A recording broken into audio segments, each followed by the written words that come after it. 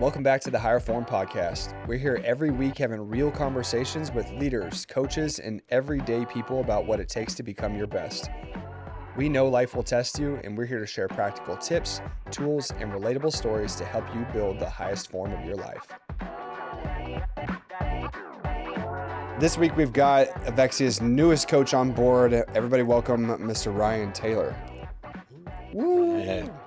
Excited to have you on the show, man. Thanks. Excited to be here.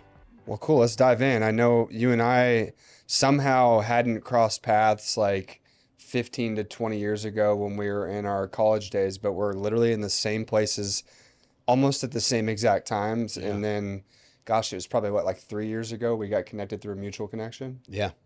Kindred spirits, I think. Ran a very parallel life, it sounds like. Shared a lot of college experiences and jobs and everything in between. So. Yeah, both of us had the early Kansas State University Rec Center days. The blacktop, we called it. Yeah. I was a weight room attendant there. Same. Yeah. Which basically stood for like BS with people and go spot them and hang out the front, hang out in the gym, knock off the cleaning list and call it good, man. Yeah, the cleaning list. Yeah, the cleaning list. Yeah. The thing that they would crack down on if they needed something to keep you busy with. Yeah. It was more of a like get paid to hang out at the gym type of job, which I think is the coolest thing in the world for a young college meathead. Job ever. Yeah. Yeah. I was a janitor there. I cleaned the offices. I worked behind the desk. I did field maintenance. I did anything they'd give me. Yeah. Any kind of hours because it was awesome job. Yeah. So what years were you at K-State then? I came there in 2000, 5 or 6 and left in 2010. Okay, so that's literally why, because I came in January of 2010. Yeah. And then I was around Manhattan until about 2012. Okay. Yeah, managing an Anytime Fitness training there. Yeah. Well, cool, man. Where are you originally from? Wichita area, right? Yeah, Valley Center. Yeah. The big city of Valley Center. How many kids did you graduate with? Do you remember? 160 probably. These were like a 4 or 5A school? 5A, now they're a 4A. Yeah. Yeah. A little bigger than what I was used to. Yeah. Play sports growing up? Yeah. Played, I wasn't super into sports until probably middle school, I want to say. I played some baseball, soccer, stuff like that when I was a little kid. And then middle school, we started the whole football program, and that's when I first started lifting weights too. It was the 6th grade going into 7th grade. Yep. I have a very vivid memory of that going into, it was Abilene Elementary in the gym, and there was a stage up in the front. I remember, and I watched a kid doing the neck thing. I think it told you the neck story. machine, the neck machine, and he overpressed it and passed out and almost fell off the thing. And I was like, "Oh, this is weightlifting. This is crazy." But I fell in love with it, and I really probably haven't missed more than a week tops, other than a couple of eye surgeries I had since almost 30 years later. So it's awesome. I fell in love right away. Yeah. What about it? The smell, the sounds, the people, the everything. It's like right when I walked in, I was like, this is home. This is cool. Yeah. I don't know. It just talked to me, you know? Yeah. I can't remember. Do you have siblings? Yeah. I have one younger brother. Okay. He was more, I went up football and track primarily. I tried out for basketball twice, got cut twice. Terrible. Was always a pretty natural wrestler, grappler, and went to camps, did really well in camps and stuff, but never could put on the singlet and go through a full season because it was like, at that time it was a popularity thing and all this stuff, and so I kind of floated between the two during the winter sport time. Mm-hmm. But yeah, just played primarily football was the play. My brother played more soccer because it was kind of it's not what brother did, I think. Yeah. And then he wrestled in soccer, so we kind of had a multi-sport family. Yeah. So then you go to K-State. You study exercise science and nutrition and dietetics. Yeah. I went to Butler first for 2 years. I initially was going to try to go play. I had a really, really tiny scholarship, and basically turned it down right away when I saw what the competition was. I was like, I'm out of my depth. So that also took me into... They have a super prestigious program because I was a Coffeyville guy, so like it was... Yeah, this was when Butler was, I think they won 3 of... Yeah, I mean, that was 3 of 5 years. They had some really Zach really Taylor big was guys. quarterback. Taylor, and probably about 7-8 guys there made the league out of those couple of years. So out of my depth, but I did connect well with the guys, and we shared the the love of the iron. Mm-hmm. And so I remember I took my first personal training class, my first semester there, 17 years old, took it, got certified, and I got a job at the YMCA in There in El 2004. Dorado? El Dorado, yeah. Dude, that's crazy because I lived in El Dorado for a year and a half or so with my mom after my parents had split up. We were from Dodge City. Oh, okay. And I used to go, that was like That my, rec is nice. that That it was a YMCA really is nice little nice. Yeah. YMCA. I spent a decent amount of time at that facility. It's a nice facility. Yeah, it would have been different times, but yeah. Yeah, it's cool. You know where it is. It's kind of on the other side of Mm-hmm. town. And I remember getting that job. I was ecstatic to get that job. I got it. I think I just turned 18, and yeah, I wouldn't have trained with me back then. I mean, it was like clipboard, follow me through these, and but it was an eye opener to the personal training and the whole fitness space, and I haven't left Yeah. since. It's been a part of jobs my whole career. Yeah. So you're at K-State, you graduate, you get your exercise science, you get your nutrition, and you said you started managing at an Anytime Fitness in Manhattan. Yeah, yeah. I stayed around. Luckily, life-wise, stayed around. Was gonna actually manage. I believe it was called. It was on the other far west side of town, like something performance. It was Yeah, I remember. I know exactly what you're talking about. It wasn't like optimum performance. something like the maximum performance. That's it. That's it. Yeah. And so I was in the final running. They said it's probably a clear shot. You're probably going to be the assistant manager. All this stuff coming out, and it's like, all right, cool. It's a salaried job, and I was like, all right, I'll stay here. And somebody from Nebraska, some heavier hitter, came in and took the job, and so I was just left. I'd already signed my lease, so I stayed on. Luckily, there was an Anytime Fitness opening, and I just walked in there and was like, hey, man, you got any work I can do? And he put me to work like painting, building the thing, and training clients. So I kind of had a key to the place. And then I met mentor, then now close friend of mine, Travis Cisco, and who became a huge mentor of mine coming up. And we kind of ran that small gym and kind of turned it into like a kind of a powerhouse. Like we had a lot of women's strong classes. We built. I had my brother, who's a welder, built us sleds and all these chain apparatuses and stuff. We did women's strong camp, and it was a cool experience. It was a lot of fun. That's how I met my wife.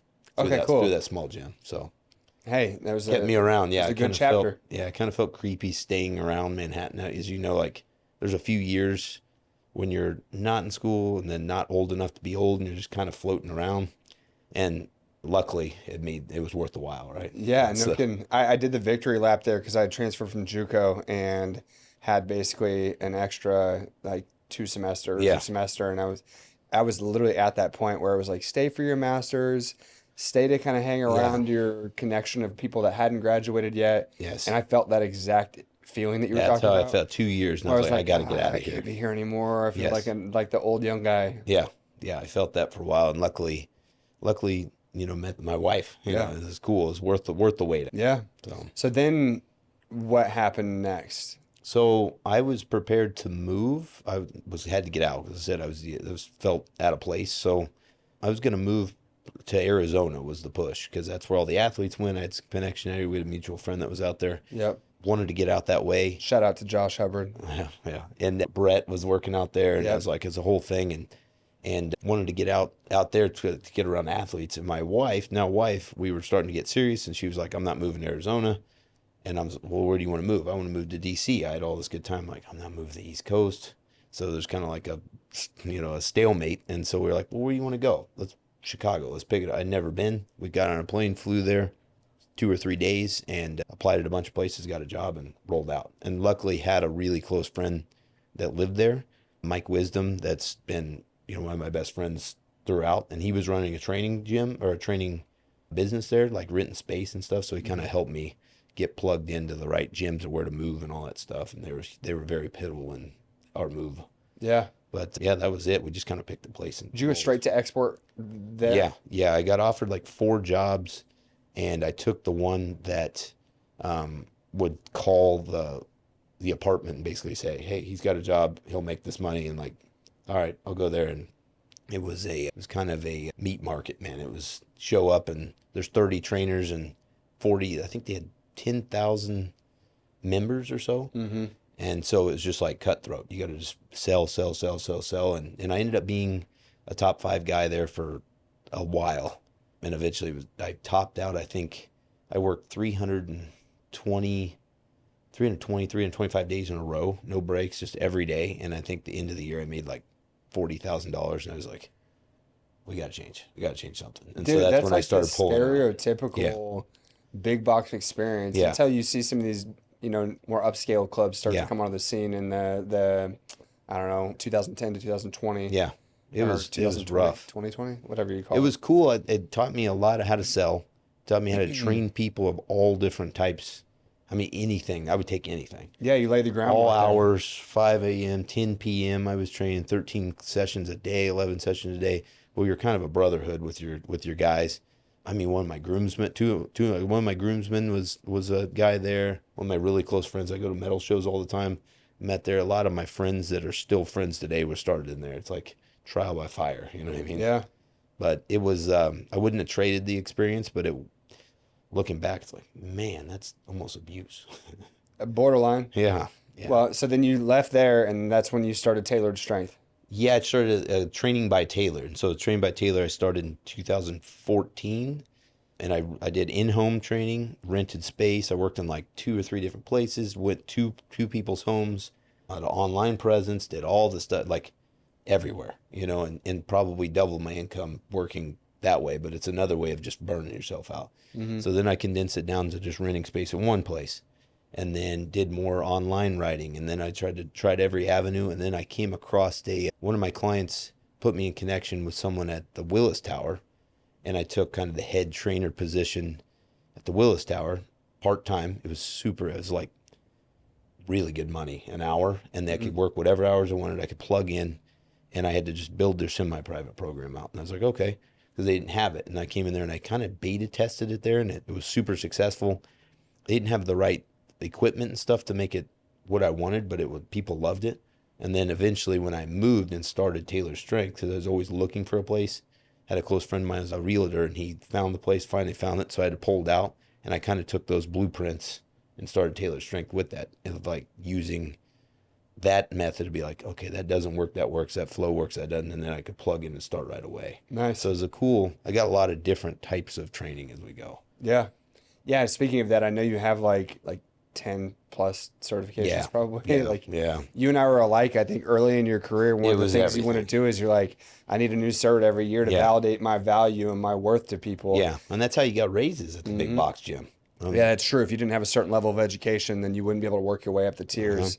It was based off of how much education you have, but also how much service are you providing. Yes. And then obviously you had to change the rates and all those things. Yeah. But it's so interesting because obviously you and I have talked about some of these things, but just the correlation to what experience you had to get where you were and where I had to get where I am. It's like, it's the same thing in different places, Yeah, it's like the public market versus, and like every other trainer, I wanted to work with athletes, Same. but I realized pretty quick that, and I think a lot of time Travis had a lot to do with that. He's like, okay, I want to work. He worked with athletes most of his career. He works in military more now, but then it was, okay, you want to work with athletes? How are they going to pay for it? And I was like, oh, yeah, you're right. Like there's 97% of the population over here that's willing to work with you, and you can change their life, or you can get to work with the Ferraris. And it's like, okay, I guess I'm gonna And you make switch a over. bigger impact with the 97%. Like Way those bigger. people are so much more grateful because it's not just an expectation, it's a part of actually changing the way they Yes. experience life. When you can make those people become more athletic, and that's like such a cool process to see. Someone Yeah. like discover power and discover the strength that they never had. It's pretty Well, cool. I was just talking to a client about like being able to beat his 13-year-old son in a race still. 100%. And it's like those are the things 100%. that set the foundation for him and his confidence to lead as a father and Yes. and a leader for his family. And Or moms doing a pull up. Yeah. Like saying like there's not a lot of women can do a pull up. You show that to your kids, and they're like, oh, mom's strong. she's a superhero. Yeah. Yeah. Yeah. That's empowering to me. Yeah, I think there's so much more value in that. And then from the business side, there's so much more opportunity to be able to serve those people than Way there is going out and chasing the small little demographic of people who, a lot of times with athletes already kind of feel like they have it figured out even too. Yeah. Yeah. It's kind of like trainers pitching to other trainers. It Yeah. doesn't make sense. It's athletes, and we're pitching to other athletes. It's like, what about everybody else? Yeah. How do we fitness has done so much for my life, and I'm not some crazy athlete. I want to make sure that other people can experience what fitness brought to my life and their life. Like Yeah. the confidence building, the goal setting, everywhere I am today was built off of fitness. Just Yeah. meeting people in the gym. All my connections, everything comes from the gym. Yeah. What's cool is you've obviously paid your dues. I think it'd be interesting to hear you share a little bit about your experience in building a business in Chicago, because for those that don't know much about how Ryan got on board with us, you just up and moved your family to Kansas City. It's something you've been thinking about, talking about for a couple of years. You and I have even been Yeah, talking you're like, about. you're not doing that. And I You're was not. like, yeah, we'll see whenever it comes back Yeah, around. And then I think it was probably about like a year ago. You're like, dude, it's happening. yeah, And I was yeah. like, all right, we'll play I it out. ran We'll out see of how it runway. goes. I ran out of runway. I Yeah, so pushed let's it for just a talk long about your time. experience there. I mean, tell us a little bit about how that all transpired, that 7 years of being a gym owner Yeah. and paying the bills and building the business and helping people change their life. It's cool because when you came on board, we made the announcement about like, hey, everybody, welcome Ryan to the team. You had a lot of people that you've worked with over the last Yeah.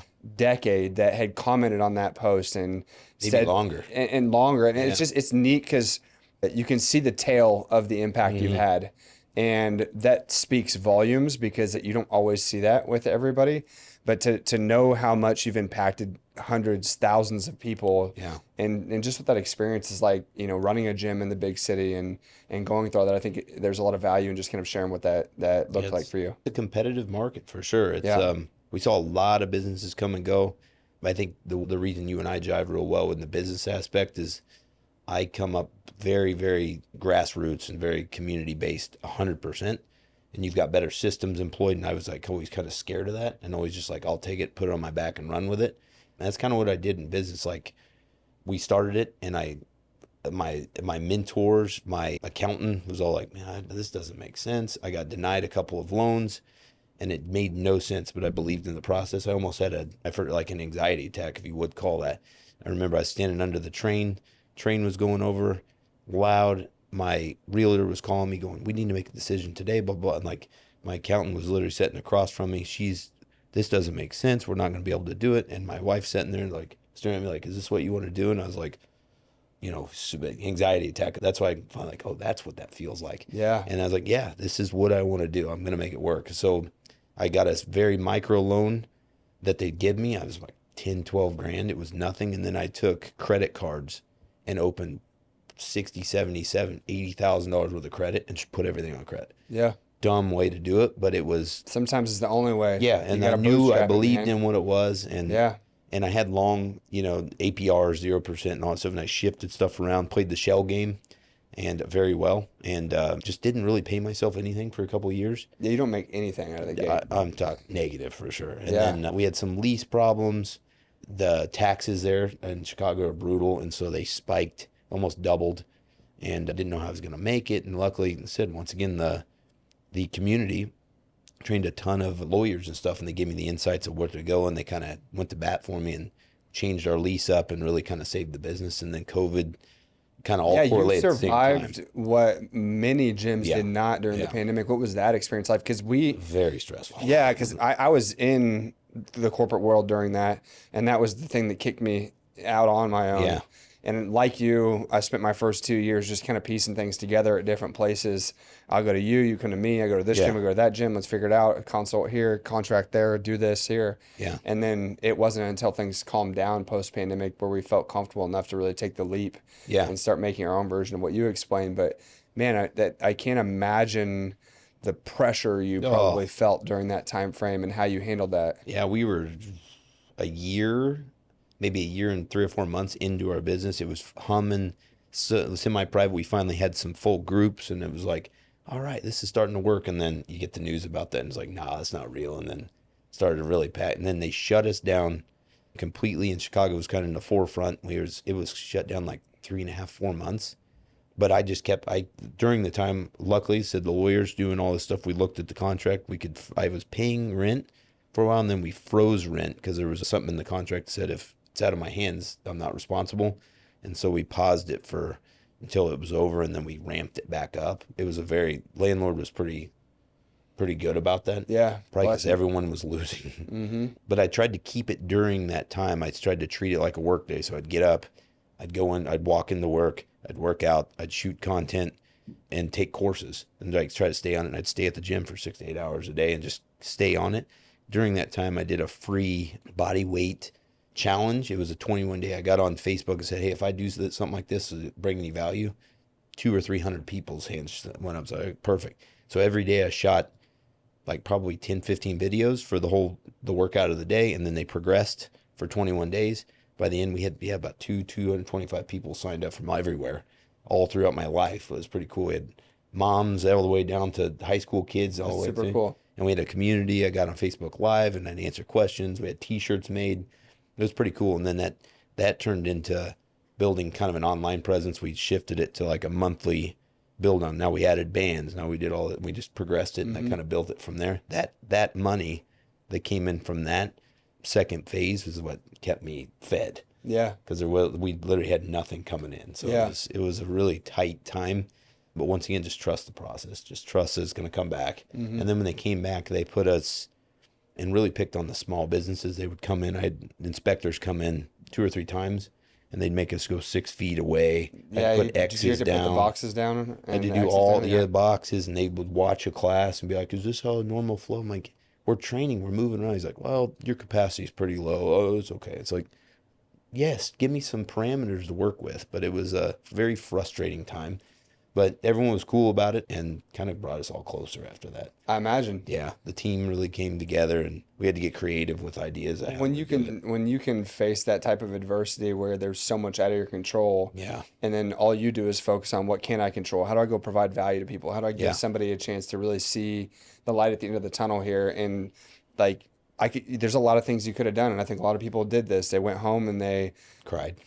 like that's literally what I was. They went home and they cried about it, and it was an easy time to do that. So no judgment, but at the end of the day, like I had a week or so where I was kind of down and out. yeah, and you get time for that. And anytime big major change out of your control happens, I think it's important to sit in it for a little bit and work through the emotions, whether it's justified or not. But then at some point, you got to be like, all right, well, like I got to put my pants back on 100%. and strap up my shoes and go to work, you know? Yeah. And I think it's cool that you focus on like, how can I give people value? Because I'm a big believer in the energy you put out into the universe. And when you go out and you do the right thing within your control and give that out to other people, it's going to come back around. That's a perfect example of how that 100%. happens. And there's still people today that keep in contact that talk about that. Man, I found you on during this challenge, and I still think about that. I still use these workouts. And it's like, that's cool. That's what it's all about. That's the tale of impact, man. Yeah. That's what I was talking about. Very cool. So fast forward a few years, you guys start looking at this transition. You've got 2 young kids. You got a wife. You decide you guys want to move to Kansas City. How did that whole like getting, taking all this thing that you worked for decade plus on, getting that all wrapped up in a bow, and then transitioning 10 hours away to a new city and letting go of all that? I mean, I imagine that was a big process for you. For sure. It was the first. My son Quinn was born in 2020 during the pandemic. Yeah. So it worked okay. It was stressful and like we worked it out there, but we wanted to have a second kid. And I remember having dinner with my wife. I think it was for our anniversary, I want to say. And we talked about that. I was like, are we going to move? And I thought we were moving. I thought it was like, that's probably when we were starting to talk. She's like, no, I think we should try to hold it out. I was like, okay, we'll do it. So I re-signed. Another side of that was I had a lease. I was going to sign down the street. And this is just the universe doing its thing. Down the street, it was a 5 or 6 year lease. It was going to double my rent, 2.5 times my space, whole different thing. Very similar to what you guys hear, but even a little bit bigger, and it would have had a regular membership. It was a whole thing, overhauling. I was going all in. Back to that grinder mentality. I was like, okay, we're going to do it again. Level up. Let's go. Yeah, let's do it. You said we're going to stay. And then about 3, 4, 5 months probably of negotiations, contractors, blueprints, all this stuff. We had everything ready, and the landlords wouldn't budge on stuff, and I wouldn't budge and go back and forth. And so I said, all right, I'm going to re-sign at my current place for 2 years. I'm going to re-up. And then they came back 2 months later and were like, hey, we'll change. We'll give you what you want. I was like, nah, it's too late. And luckily that happened in hindsight, because if not, I would have been stuck in a lease, and who knows? You never know. It was a really big risk. And I don't know, with the responsibilities I have now with the kids and just where my priorities are, I don't know if I would have had the same grit to grind over some of that. It's tougher to do with children. Yeah. And it's with the kids is really, it's just changed me a lot. It's just changed me. It's like I look at them and just like, that's the only place I want to be. It used to be, I go in my gym and it's the only place I wanted to be. And so it's really changed me, especially like as Quinn's getting older, he's really my little dude, you know, so I get to hang with him and I want to spend more and more time with him. So I was like, I got to get to a point where I can have that. Yeah. And so we wanted to, schools in Chicago, the ratios are 1 to 30, 32. Here they're like 1 to 12. So Yeah. it's a lot better. They're free. We were spending a ton on childcare, so it was just time. We Yeah. could have grinded it out, but my daughter was sleeping in our room over the whole first year, and it just wasn't home. It was like a barracks, which was okay, but it's not what we were going for. Yeah. So we wanted space and for the kids, really. Yeah. So So I know that when you had contacted me about the idea of exploring jumping on board with us, yeah, there were other things that crossed your mind, everything from starting from scratch yeah, to leasing space and building your own book to going to a big box gym and easily getting an opportunity to take a yeah, well-paying job there in the system working for the man in the corporation. yeah. What do you feel like made this more of an appealing opportunity for you, considering all the different scenarios that you could have gone through? Well, there's a lot. So the easy thing would have been, well, the entrepreneur mindset. You'd be like, okay, I'll just open Tailored Strength 2.0. Mm-hmm. Open to my garage. We'll start there. We'll build it up. We'll have the pull from Chicago. We'll do the same thing. I didn't want that stress on top. The family has crossed to number one right now, so Mm-hmm. it wouldn't have been. And so I would have been constantly in that second mindset. So two was like, okay, well, how do I find a place that's like Tailored Strength? Mm-hmm. So then I'd spent some time here. Yep. I'd spent some time in some other spots around, and you like, it's just not the same feel. And this place has the community feel. It has the members I'm looking for. You and I jive. The team is cool. And I was like, okay, they buttoned up and they've got like a good thing going, as you say, like people first business. That's what I'm all about. And that's what drew me to it. I was like, if I'm going to do it, it's going to be a place like that.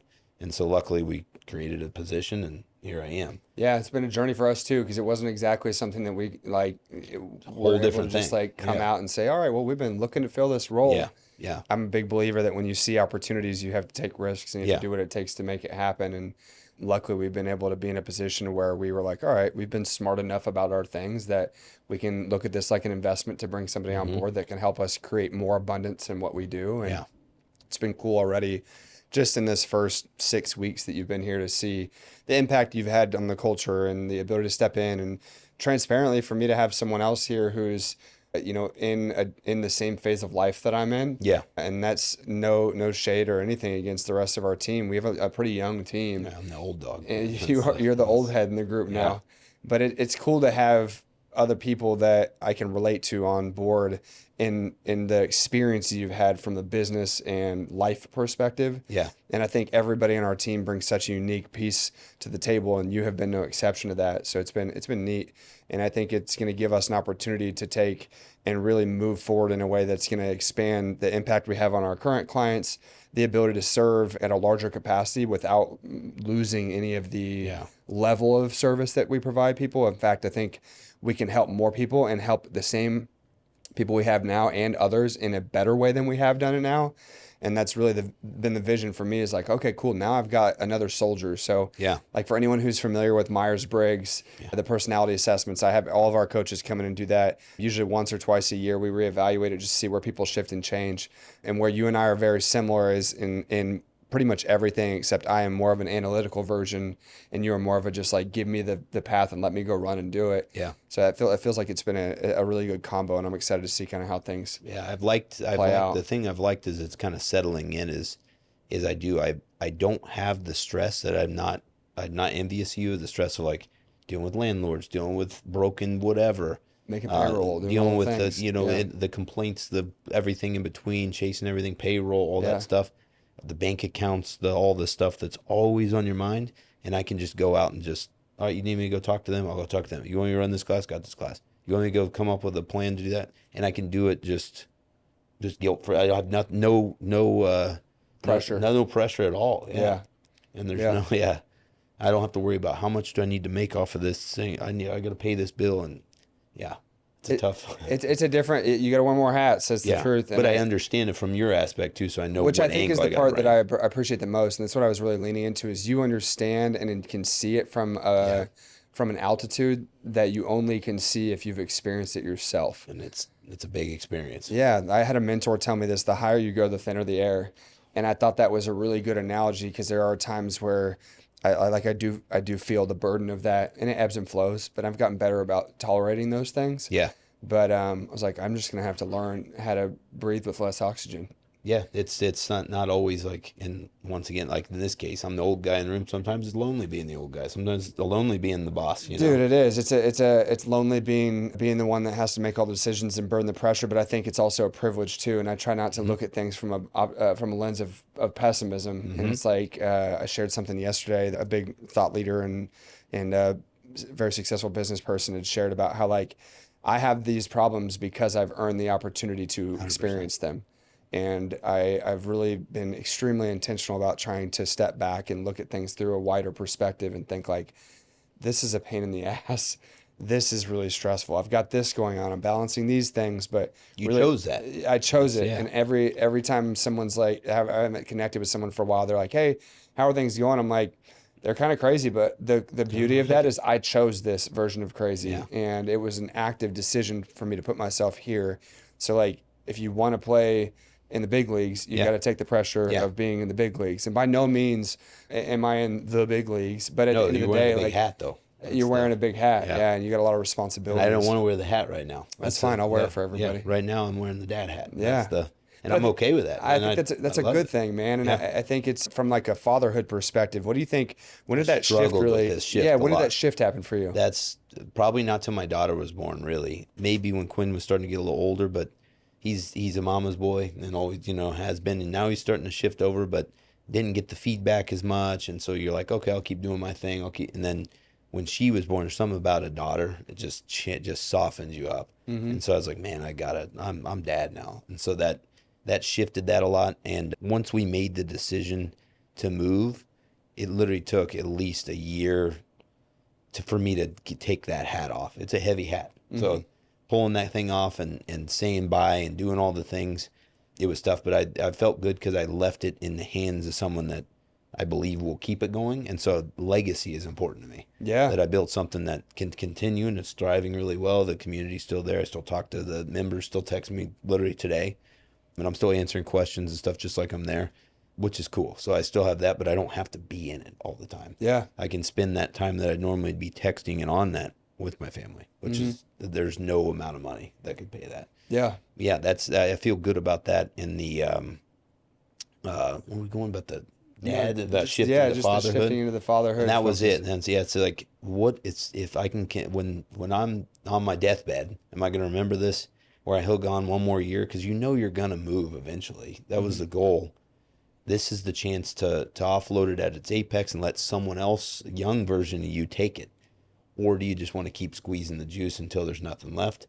Then where are you going to be? And so it's like you need to make the choice now or put the boots back on. And once I made that decision, I'm 100% in now. And it's such a good feeling Yeah. overall.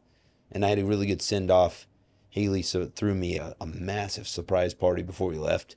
There was probably, I mean, complete surprise party. She dropped, like, we're supposed to go on a date, come in, and like there was probably 70 plus 80 people there from like, we're talking 2009 all the way. People flew in from all over the country, which is insane before we left, but it was an awesome send off. And I was like, we're in good hands. We're in good hands. So Yeah. I felt special. And it's like, okay, I'm passing the torch, Yeah. so to speak. It's a major identity shift for Oh you my too. gosh. Yeah. Because as you can relate, it's such a grinder mentality. I'm a business owner.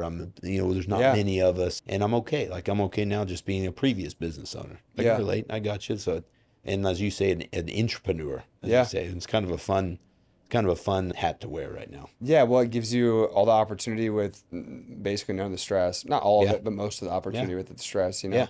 And I think that, So I can shape the team, help shape the team, and I get a lot of joy off of like impacting the young team, yeah. and then impact them, seeing them impact the people. Like, oh, okay, that's my Yeah, I had cue. I a like mentor tell me that. about the service profit chain. And it was Yeah. his idea, not his idea. He got it from someone else. But you, as you become more tenured and experienced in your craft, you're a big jujitsu guy. Yeah. It's the black belt instructor who no longer competes, but now he's passing the torch Yes. to the other That's where you learn students. all the little tips and tricks. They're Yeah, not and- trying to hurt. They want to help you. Yeah, and I Yeah. think it's tough because the training industry a lot of times It's like sports and athletes. You get somebody come in that's experienced, and everybody just kind of looks back and they're like, what's this all Yeah. about? Yeah. And there's a feeling out period. And Yeah.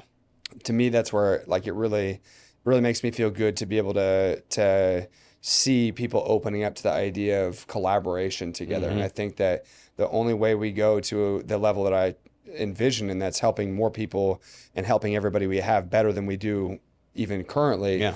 is through us developing our craft as a team and coming together and really leaning on each other. And I've always really prided myself on being the ultimate team player. And I think that you can't be the ultimate leader if you don't cultivate other people that are ultimate team players. Yes. And That's that's really been football the right thing. there. Yeah, it is. Everything I do goes back to my football Mm-hmm. days, right? Like I learned so much about leadership and teamwork Doesn't and matter how good growth. of a game you have. If Yep.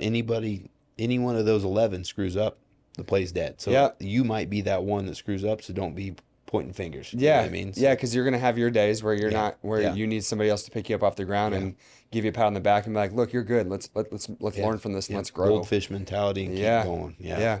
No, it's been cool, man. I think another side of what I'd like to chat about is just your philosophy around training. Like what approach do you take? Like if you were gonna, explain to somebody, this is my approach to how I look at physically managing and improving your body. What would you say your philosophy around training is? That's a good question. It's changed so much, so many times. Yeah, the evolution's wild Yeah, when you've been in the yeah, game for a yeah. while. Well, and your influences, like where you get your information, how you train. Mine's changed obviously as I got into jiu-jitsu later in life. It's changed as I've gotten older, and you just experience injuries and stuff, and you stop worrying about the numbers on the bar all the time. And then your clients are getting older too, and they're experiencing. So I'm just kind of growing with them, and that's part of always staying ahead and always getting research and always researching, not being stuck in the same wavelength all the time. Hmm. But now I'd say it's probably putting people in positions to succeed and not being stuck on movements, certain exercises, So Hmm. decreasing range of motion to get them to have optimal strength, but then also tying it together with mobility exercises. And Hmm. like how you could probably simplify is just putting people in positions to succeed.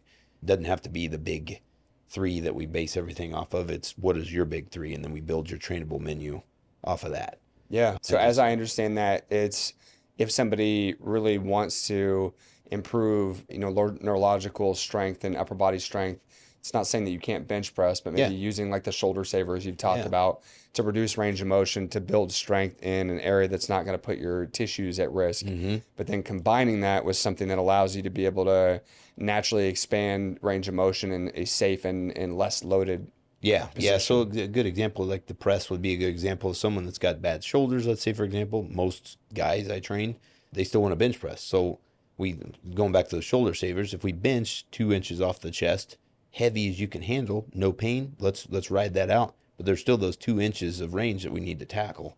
So then with those, we can hit deep range push-ups. We can do dumbbell presses. We can do pause isometrics. We do something at the end range to tie it together, and that way you're not leaving anything unturned, but you're putting the risk way down, doing a movement that's far less risky for those end ranges. Yeah. So, and as you get older, that's kind of how you have to train. That's, I think, probably the best way to sum it up is trying to optimize performance while also optimizing risk reward. Yes, risk reward. Put your body in a position to perform at its highest, but you have to put it in position to. Yeah. There's so many tools out there to do that, and also another big shift I've made is like most things they don't have to be bilateral all the time. Yeah. So if you shift to a unilateral, most of the time, especially as you get older, it just feels better. Hmm. So lunges and step ups and that type of stuff gives you a lot of the same benefit as a squat, but less compression. It's better on the spine overall. Yeah.